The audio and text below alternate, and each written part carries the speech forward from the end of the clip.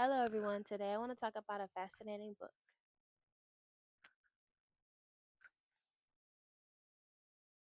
America Redux by Ariel Aberg-Rigger.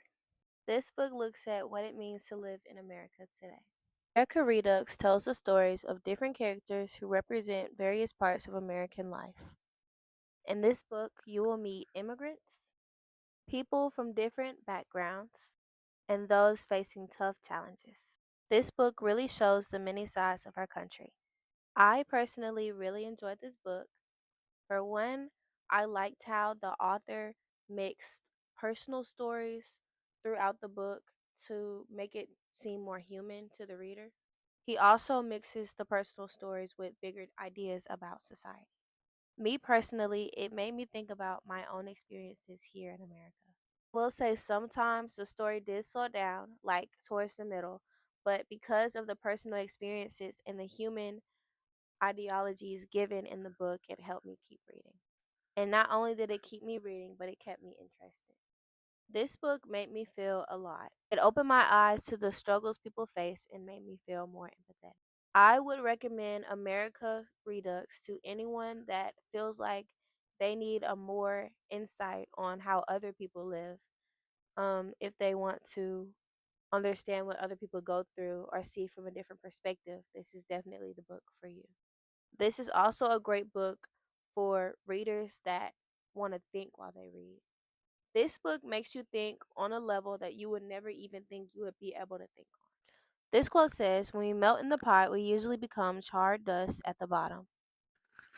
This quote basically means when diverse groups mix together, they often lose their belonging. When different groups mix together, they lose what made them different.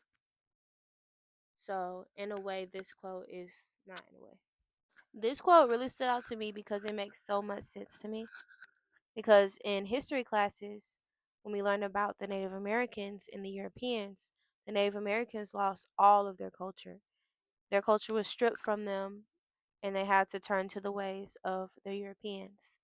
And this quote really matches that because they they were charred as a whole. Another quote I loved was on page 107. Now, to say this quote, I have to read it because I honestly believe this is the most important thing that could ever be said, ever. Contemporary historians agree there was never a plot to enslave the colonies. The colonists, however, did enslave black people and would continue to do so for nearly 100 more years. Stood out to me on page 107 because honestly, slavery isn't talked about enough. And when it is talked about, most of the stuff is it's a surface level. It doesn't get under the surface. Also in school, we don't really get that deep into slavery as we should. Like this is a big thing that happened and it honestly doesn't get its justice in school at all.